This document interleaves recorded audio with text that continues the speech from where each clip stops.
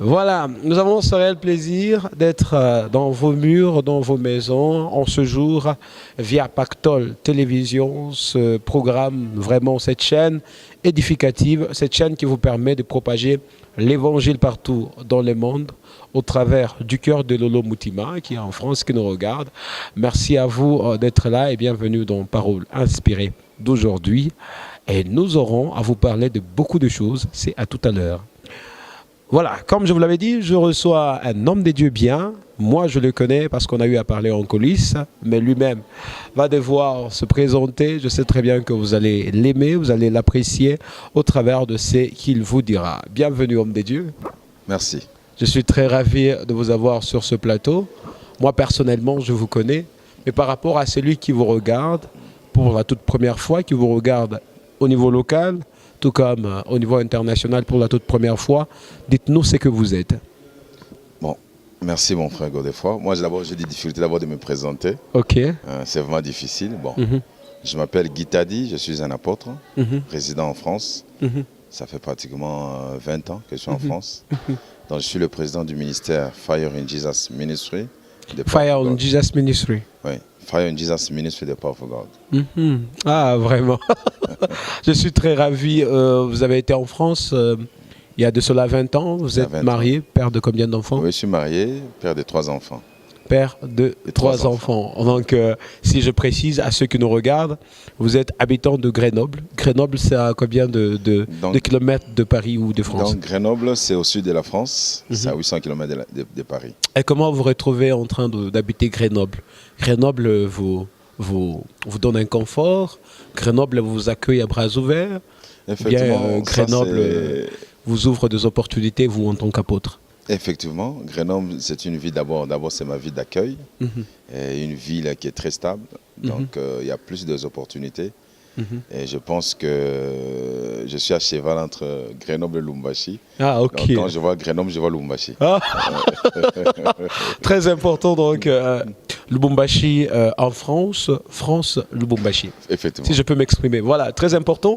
On va parler aujourd'hui d'un thème très important, un thème que bon nombre de serviteurs négligent, hein, mais c'est très très important de pouvoir retourner les choses, n'est-ce pas, à la normale, les choses comme elles doivent être. C'est très important. Vous allez sembler dire que c'est un thème qui est vraiment exploité dans beaucoup d'églises, dans beaucoup de paroisses, mais on aimerait un peu reparler encore davantage. Peut-être qu'il y a eu des choses qui avaient manqué, mais avec vraiment la parole de Dieu, avec le Saint-Esprit, l'aide du Saint-Esprit, on va y arriver. La saine doctrine, apôtre. La saine doctrine, on a préféré parler de ça. La saine doctrine, on sait très bien que partout dans les églises, on nous parle de la saine doctrine, on nous parle de ceci, on nous parle de cela. Les autres se retrouvent en train de se conduire dans une certaine voie. Eux considèrent celle-là comme saine doctrine. La saine doctrine, c'est celle-là que Jésus-Christ nous a laissée. Et aujourd'hui, on assiste tellement à beaucoup de fantasmes, s'il faut que je m'exprime de cette façon-là. Et on se cache toujours derrière cette saine doctrine. Alors, vous, en tant qu'apôtre, c'est vraiment un sujet très très long, gigantesque, d'ailleurs qui ne nous va même pas nous permettre de pouvoir l'achever aujourd'hui, le terminer. On pourra faire ça dans 2 séances. Je sais très bien qu'avec l'aide du Saint-Esprit. C'est quoi pour vous la saine doctrine? D'abord la saine doctrine. D'abord, allons pas doctrine d'abord, elle-même. D'abord, c'est un sujet très sensible, hein, vous savez.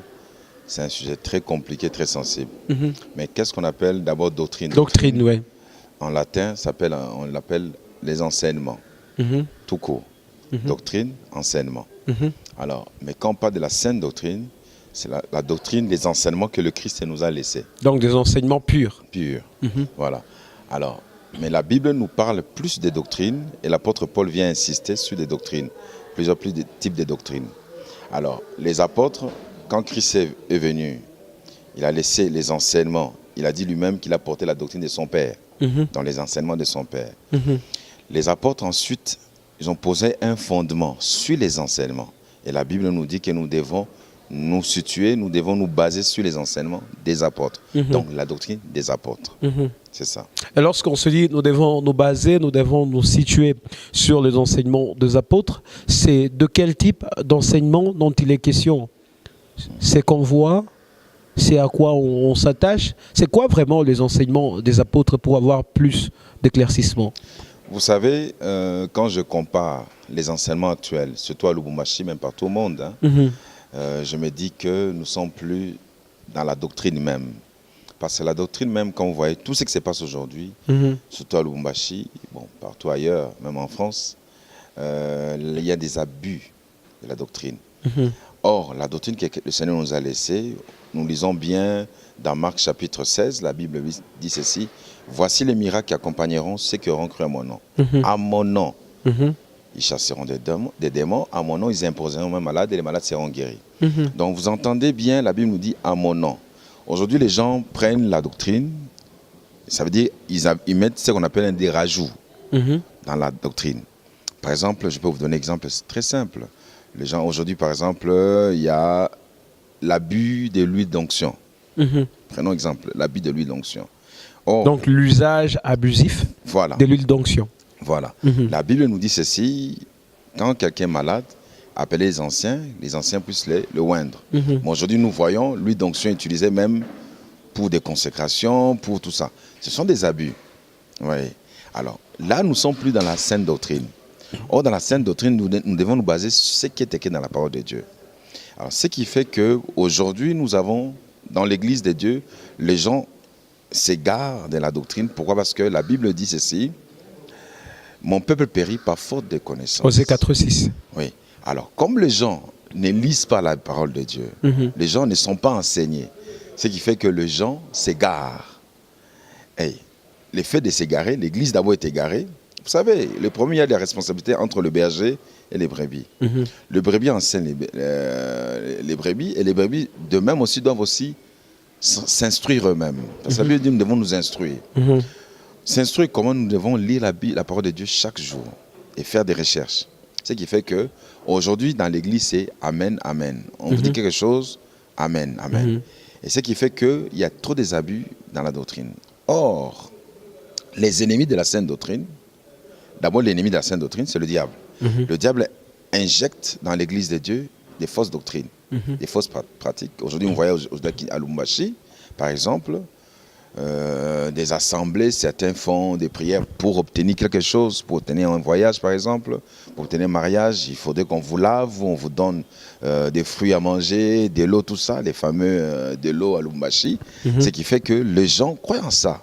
Or, ils ont oublié que ce qui fait la force, c'est le nom de Jésus. Nous ne pouvons pas être sauvés en dehors du nom de Jésus. Alors, tout ce qui ne cadre pas dans le nom de Jésus, c'est une fausse doctrine. Alors, maintenant, je dis à l'église, les pasteurs l'ont accepté. Prenons seulement l'exemple très simple. Dans l'époque, les églises de réveil, il n'y avait pas de culte des morts. Aujourd'hui, ça s'est fait. Ouais.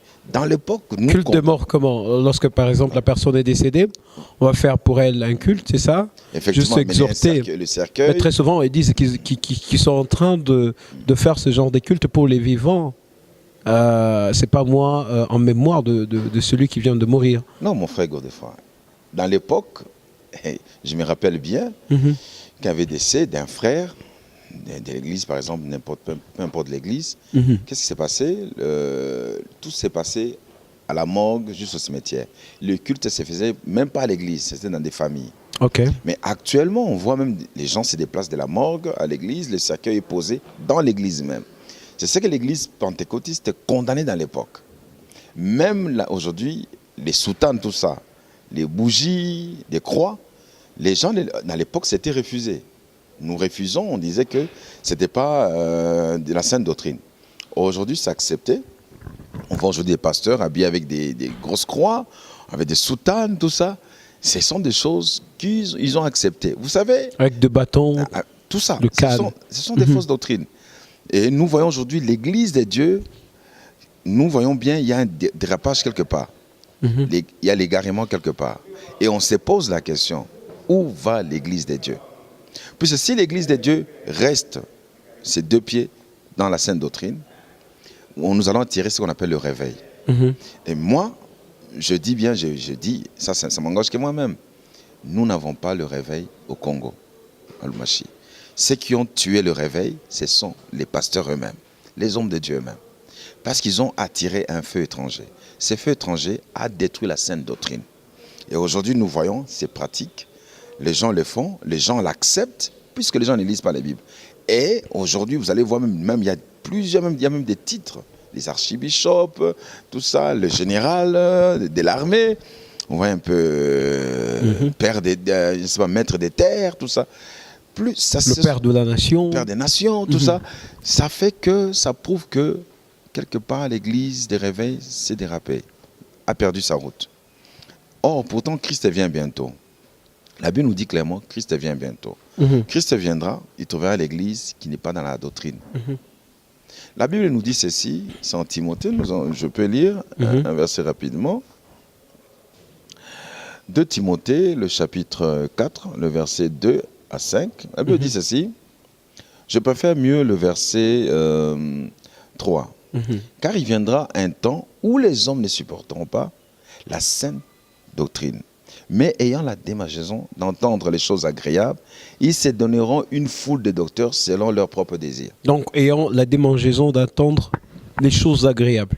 Donc, tout ce qui est en train de se passer aujourd'hui, tout ce qu'on est en train de regarder, c'est à quoi on assiste, ce sont des choses agréables. Effectivement. Et lorsqu'on parle de pratique par rapport à la saine doctrine, nous avons constaté, parce que ce n'est pas la première fois, j'ai eu quand même à parler aussi avec un apôtre, et aussi un prophète, par rapport à tout ce qu'il y a. Il y a des slogans par-ci et par-là qu'on est en train de créer presque chaque jour, donc de jour en jour, des slogans qu'on crée. Et on dit, par exemple, si quelqu'un, pour lui, c'est juste oindre de l'huile sur la tête de fidèle, tout ça, il faut appliquer de l'huile sur tout le corps, il faut faire ceci, etc. Les autres disent que c'est par révélation.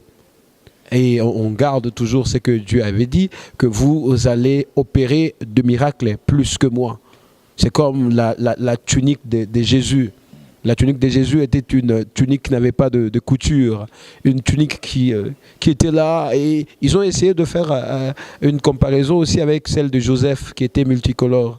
Et on dit que c'est une représentation typique de Christ et tout ça. Chaque couleur représente une révélation. Et c'est pour ça qu'ils se sont retrouvés dans cette pratique. Comme Moïse, Dieu s'était révélé à Moïse et il lui a donné le bâton. Vous savez qu'on n'interprète pas la Bible selon la chair et selon nos sentiments, selon notre connaissance. Nous devons interpréter la Bible selon le Saint-Esprit. Et je ne pense pas qu'un Saint-Esprit qui s'oppose à la parole de Dieu n'est pas le Saint-Esprit. Imaginez-vous, par exemple, prenons le cas exemple, vous venez tout à l'heure de parler de l'huile, de l'onction d'huile. Il y a abus dans l'onction d'huile. Les églises abusent. Et soi-même disant les prophètes, aujourd'hui ce sont les prophètes. Quand vous voyez même, vous allez aller dans des cultes, vous trouvez des prophètes, les gens sont dans des séances de spiritisme. Les gens ne sont pas dans des séances prophétiques. Prophétise Daddy, ce sont des séances de spiritisme. Et quand vous parlez de séances de spiritisme et séances prophétiques, comment on peut arriver à découvrir? Vous savez, quand les fidèles s'amènent avec ce mouvement, il sait très bien que non, moi je vais à l'église, il ne saura pas détecter que ça, c'est le spiritisme et ça carrément c'est les prophétiques. Et vous, en tant qu'apôtre, comment vous parvenez un peu à disséquer ces deux aspects? Tout à l'heure, les gens aiment ce qui les font plaisir. Les gens veulent qu'on puisse le prophétiser par rapport à ce qui est récent. Par exemple, aujourd'hui, il y a plus de prophéties sur le mariage, sur le voyage, sur la prospérité. Sur la prospérité, voilà.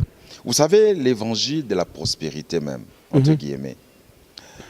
Vous allez vous poser la question, d'où vient l'évangile de la prospérité? Quand Christ était dans le désert, il a été tenté par le diable. Ah, profondeur.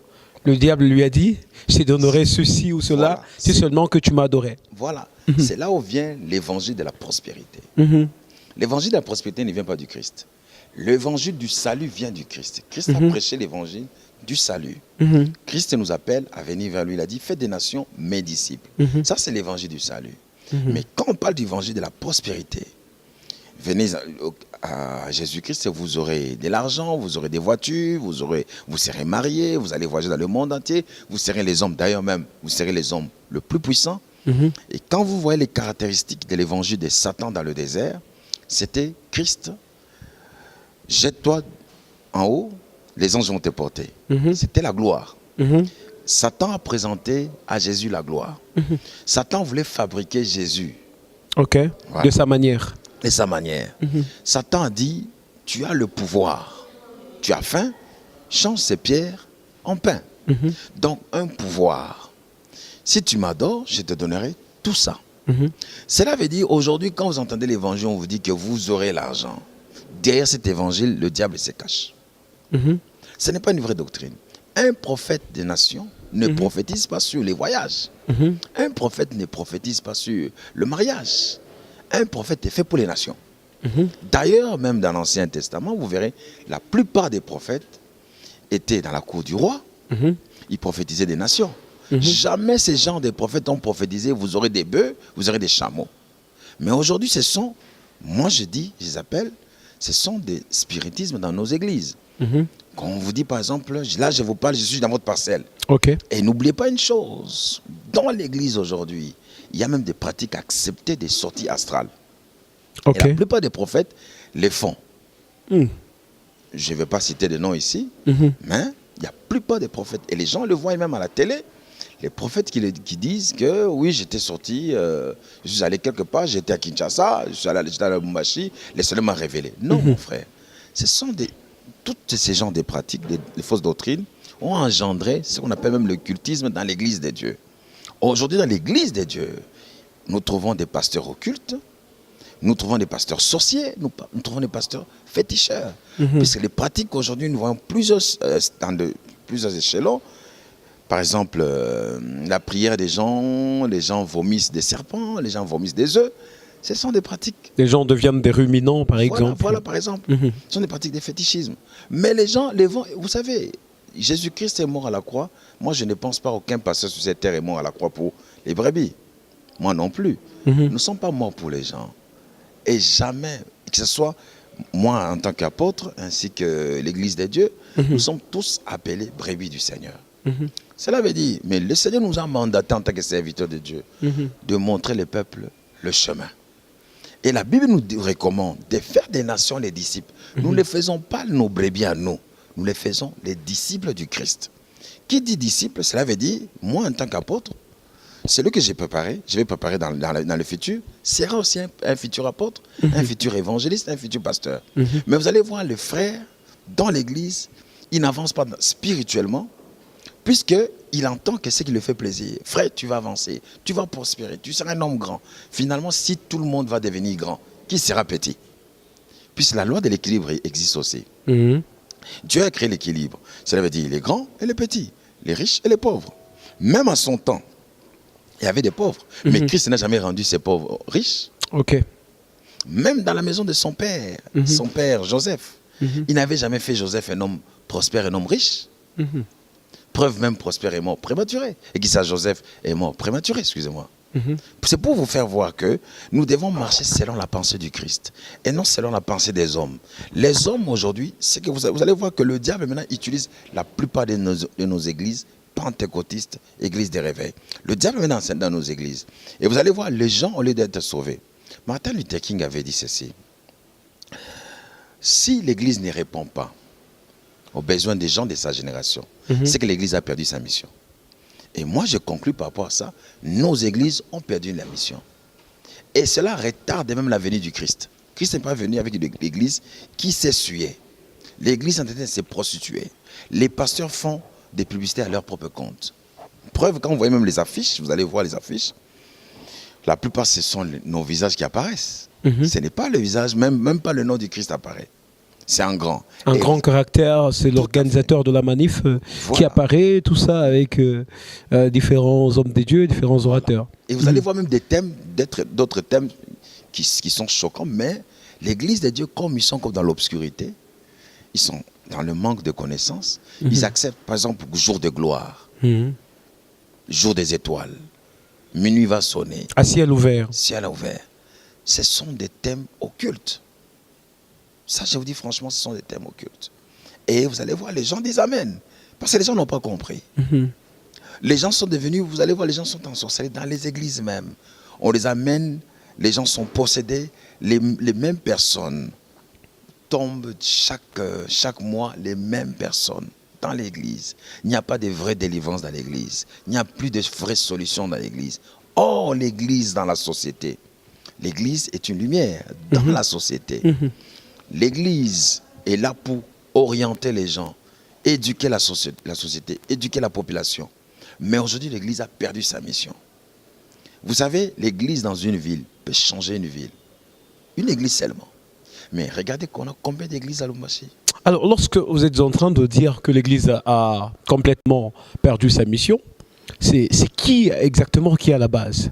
C'est vous les apôtres, vous le pasteur, vous les évêques, vous les bishops qui êtes à la base de ça? Et c'est suite à quoi? Qu'est-ce qui fait à ce que l'Église perde un peu sa saveur? S'il faut que je parle en termes de saveur, parce que le sel de la terre, n'est-ce pas? Alors, comment on peut arriver à perdre sa mission? Et qui est vraiment la base de cette perdition? Moi, je dirais, ceux qui sont à la base de cette situation, c'est nous les hommes de Dieu. Et comment? Mais vous, en tant qu'homme de Dieu, pourquoi pouvez être à la base? Vous vous appelez très bien homme des dieux. Effectivement. Et en même temps, vous êtes à la base. Bon, comment on peut expliquer cela? Parce que le Seigneur nous a donné une mission. Nous devons accomplir la mission. Même, vous savez, même Moïse lui-même, Dieu lui avait donné une mission. Dans le désert, il avait échoué la mission. Il avait accompli la mission de sortir le peuple d'Israël de l'Égypte, dans le désert. Mais dans le désert, il avait échoué sa mission. Les hommes de Dieu, d'abord, vous les appelez hommes. Ils ne sont pas des dieux. Hommes. Ça veut dire qu'ils ont des caractères humains en eux. Ce n'est que l'Esprit de Dieu qui est en eux. Et la mission que Dieu a mis en eux, ce sont des mandataires. Mais le problème, c'est quoi? Quand on confond à un homme de Dieu, on le met à la place, on le met égal à Dieu. Là, ça devient dangereux. C'est ce qui fait que les hommes de Dieu croient qu'ils sont immortels. Mais vous allez voir, la plupart aujourd'hui meurent dans des conditions difficiles, déplorables. Puisque Dieu continue à frapper même des hommes de Dieu. Ok. Et je vous invite encore, vous dire encore dans cette année même, Dieu frappera un homme de Dieu dans cette ville. Ça, je veux dire, rappelez-vous la date d'aujourd'hui. Dieu frappera un grand homme de Dieu dans cette ville. Pourquoi je le dis? Les hommes de Dieu ont perdu leur mission. Ils sont responsables aujourd'hui de tout ce qu'on appelle dérives, dérapages dans l'église. Comment ils ont perdu? Vous savez, Joseph dans la maison de Potiphar, quand la femme de Potiphar séduisait Joseph, Joseph n'a pas joué au péché. Le fait de jouer au péché et de chercher à s'égaler à Dieu, ce qui a fait que Satan a perdu sa dignité, Satan a perdu sa place. Les hommes cherchent à s'égaler à Dieu. La gloire qui appartient à Dieu, la révérence qui appartient à Dieu, les hommes veulent le porter. Vous allez voir un homme de Dieu qui a des gardes du corps, qui a la sécurité. Mais Jésus aussi en avait, non? Les disciples jouent en même temps le même rôle, le rôle d'être disciple, donc apprenant, et aussi le rôle de jouer la garde. C'est très différent. Jésus-Christ marchait avec les disciples. Vous entendez disciples? C'est-à-dire des petits Jésus. Mais nous, quand on appelle des gardes du corps, ce ne sont pas des petits pasteurs. Ce sont des gardes du corps. Ce ne sont même pas des chrétiens des fois. Mais le geste là que Pierre avait posé lorsque Jésus était arrêté, le fait d'arracher l'oreille à un homme, tout ça, c'est un geste de self-défense, donc en quelque sorte, c'est un garde du corps. C'est un geste d'amour. Ce que Pierre avait fait, c'était un geste d'amour. D'ailleurs, même Christ ne l'avait pas condamné. Mais Christ avait réparé cette situation. Puisque la Bible dit ceci, qui se sert de l'épée, périra par l'épée. Alors Christ ne voulait pas que cela soit amputé à Pierre. Alors Christ est allé réparer cette erreur. Lui, sachant bien, savait que qui se sert de l'épée paiera par l'épée. Le fait que Pierre avait fait cela, il devait aussi le subir. Alors Christ était venu réparer. Mais l'action que Pierre avait fait, c'est l'action d'amour. Parce qu'il aimait Christ. Preuve, il a dit à Christ que je ne t'abandonnerai point. Parce qu'il aimait Christ. Alors si nous disons... Mais elle avait fini par le régner 3 fois. Ça, c'est un caractère humain. Un caractère humain, les humains, ils peuvent arriver à un certain niveau. Même Jean-Baptiste est même les grands de tous les prophètes. La Bible nous l'appelle les grands. Jésus-Christ a dit, il n'y a pas eu des grands comme Jean-Baptiste. Mais dans la prison, Jean-Baptiste a posé la question s'il était vraiment le Messie. Vous vous rendez compte, les grands de tous les prophètes. Alors ça veut dire qu'on est humain des fois. Des fois, on a des petits défauts, on a des faiblesses. Mais c'est ces faiblesses-là, le Saint-Esprit vient poser en nous une force pour nous aider à aller plus loin. Mais aujourd'hui, nous demandons toujours, même moi-même, apôtre, j'ai mes faiblesses. Je ne suis pas parfait, j'ai mes faiblesses. Je crois, des fois, j'arrive dans une situation, je me pose la question, c'est si Dieu est là. Est-ce que Dieu existe réellement? Vraiment. Mais le Saint-Esprit m'aide, des fois me fortifier. Mais ça, c'est très capital, c'est important. Nous devons savoir que les humains, bien qu'ils sont appelés par Dieu, sont des humains.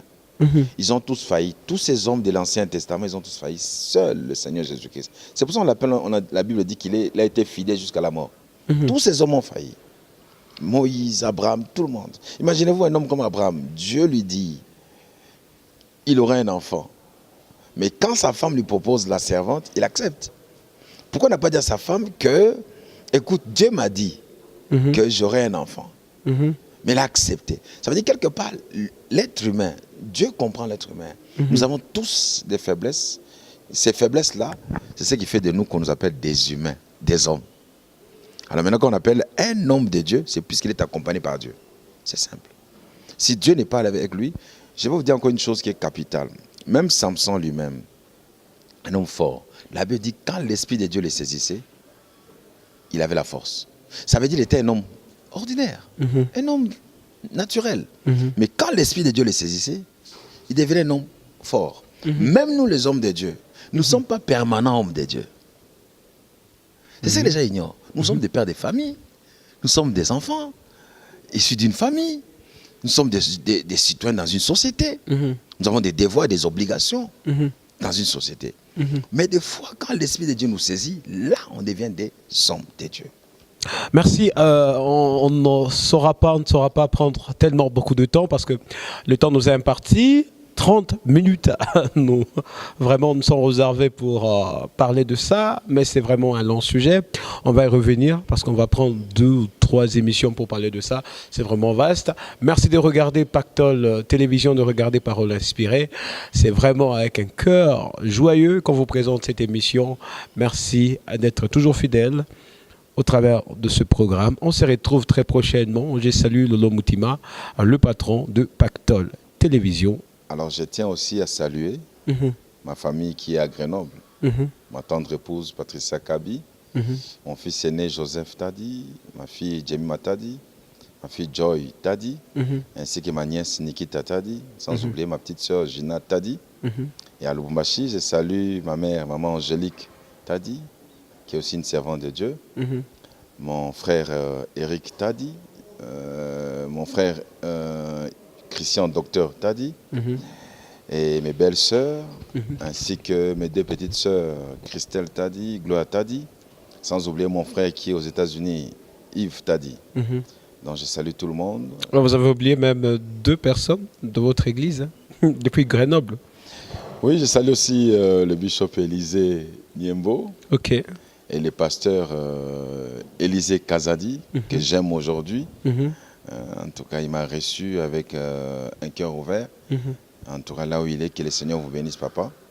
Soyez vraiment bénis. Sans oublier, j'ai oublié aussi quelqu'un à Grenoble, mon oncle Jojo Bienvanga. Vraiment. Bienvanga, c'est un oncle que j'aime beaucoup. Je le salue aussi. Donc, que le Seigneur vous bénisse. À tout à l'heure. Merci, pasteur. Merci.